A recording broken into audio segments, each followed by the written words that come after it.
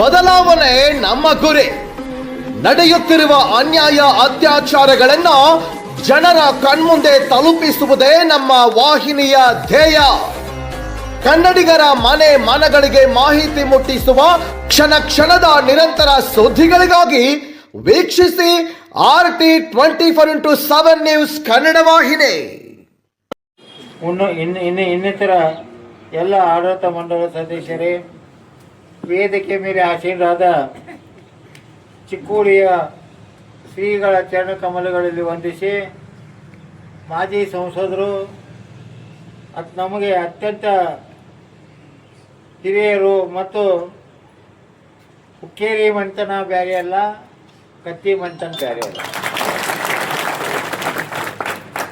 ಈ ಕಾರ್ಯಕ್ರಮಕ್ಕೆ ಆಗಮಿಸಿದ ರಮೇಶ್ ವಿಶ್ವನಾಥ್ ಕತ್ತಿಯವರೇ ಮತ್ತು ಮಾಧ್ಯಮದ ಮಿತ್ರರೇ ಮತ್ತು ಎಲ್ಲ ಅಣ್ಣ ತಮ್ಮಂದಿರೇ, ಅಕ್ಕ ತಂಗಿಯರೇ, ಈಗಾಗಲೇ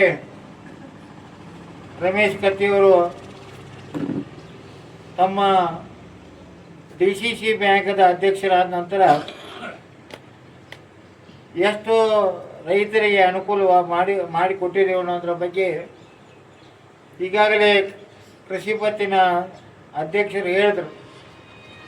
ಸುಮಾರು 4 ಕೋಟಿ ರೂಪಾಯಿಗಳನ್ನು ನಾವು ಬೆಳೆ ಸಾಲ ರೈತರಿಗೆ ಕೊಡುವಂಥ ವ್ಯವಸ್ಥೆಯನ್ನು ಯಾರ ಕಾಲದಾಗ ಮಾಡಿದ್ದೀವಿ? ರಮೇಶ್ ಕತ್ತಿಯವ್ರ ಕಾಲದಾಗ.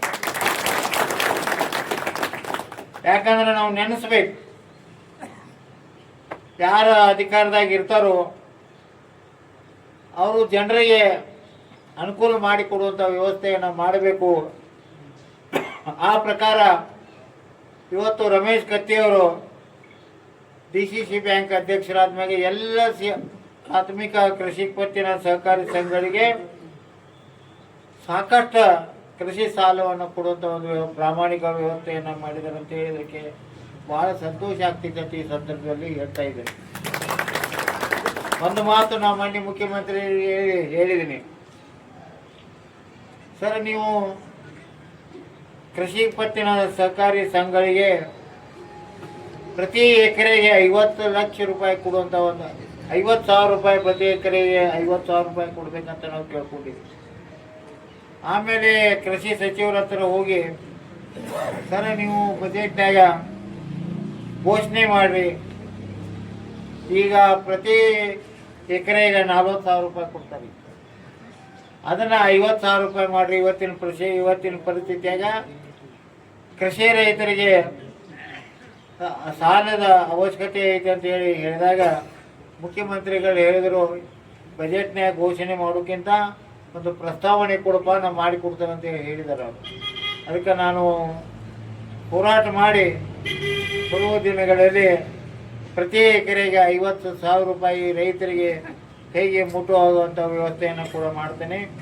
ಮತ್ತೊಂದು ಮಾತು ಹೇಳಿದ್ರು, ಬಂದ ಮ್ಯಾಗ ನಿಮ್ಮ ಸಂಕೇಶ್ವರದಿಂದ ಕನಕಲಾಡ್ ತನಕ ಒಂದು ಬಸ್ ಪ್ರಾರಂಭ ಮಾಡಿರ್ತೇವೆ.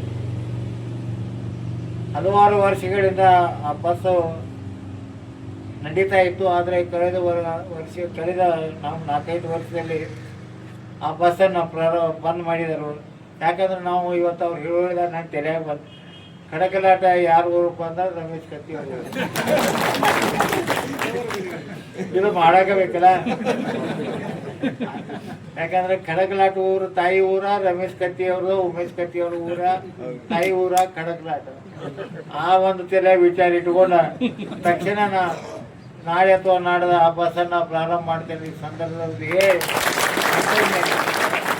ನಮ್ಮ ಸಂಸ್ಥೆಗೆ ಏನಾದರೂ ಸಹಾಯ ಸಹಕಾರ ಬೇಕಾದ್ರೆ ರಮೇಶ್ ಕತ್ತಿ ಅವ್ರು ನಂಗೆ ಹೇಳ್ಬೇಕು, ಇಲ್ಲಿ 10 ವಾಟಕ ದುಡ್ಡು ಕೂಡ ಅಂತ ಹೇಳಿದ್ರೆ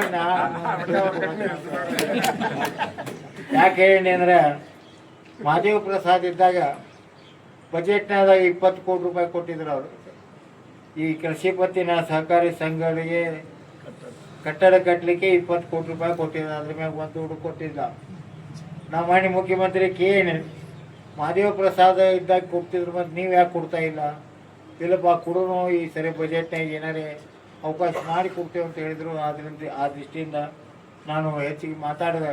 ಇನ್ನೊಂದು ಶ್ರೀಗಳ ಮಾತಾಡೋರಾದರು ಮತ್ತು ನಾನು ಕೂಡ ಎಲ್ಲರೂ ಹೋಗೋದೇನೆ. ಈ ಸಂದರ್ಭದಲ್ಲಿ ತಮಗೆಲ್ಲರಿಗೂ ವಂದಿಸಿ ನನ್ನ ಎರಡು ಮಾತುಗಳಿಗೆ ವಿರಾಮ ನೀಡಿದೆ.